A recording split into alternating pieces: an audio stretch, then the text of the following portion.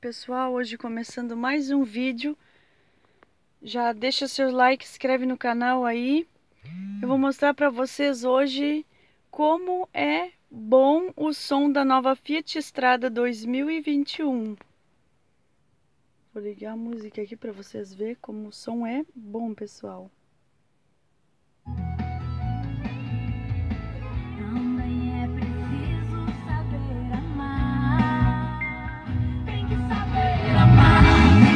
Amar o próximo como a ti mesmo. Tem que saber amar e perdoar de corpo, alma e coração. Tem que saber amar, viver o ensinamento que Jesus deixou. Tem que saber amar, perdoar, abraçar, conversar, praticar o amor. Usar qualquer hora ou amor pra viver o Senhor. Tem que saber amar.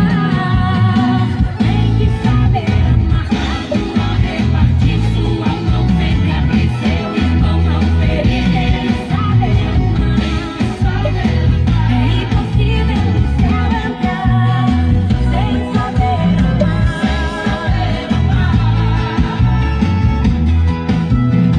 É impossível no céu entrar sem saber amar.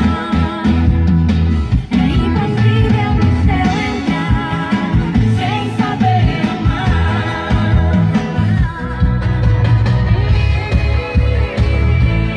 A batida é bem boa, pessoal. Olha aí.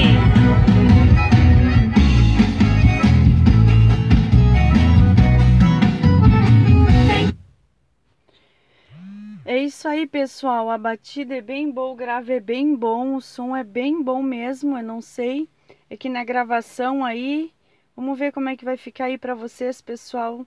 Só um pedacinho para mostrar para vocês como é bom aí o som da nova Fiat Strada Vulcano 2021.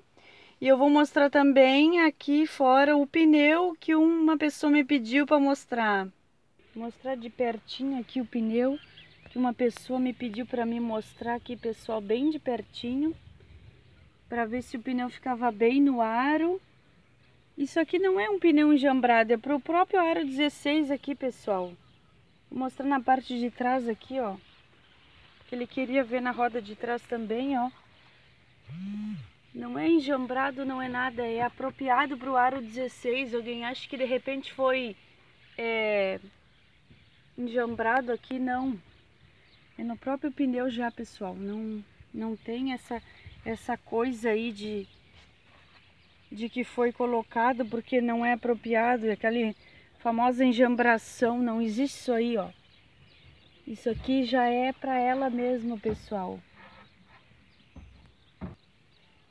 Aí tá aí o pneu de amostra aí para pessoa que pediu, para ver como é que era o pneu. Não sei como é que ele gostaria de ver. Ele disse que para mostrar no aro como é que fica. Fica bem aí, pessoal, ó. Fica bom o pneu.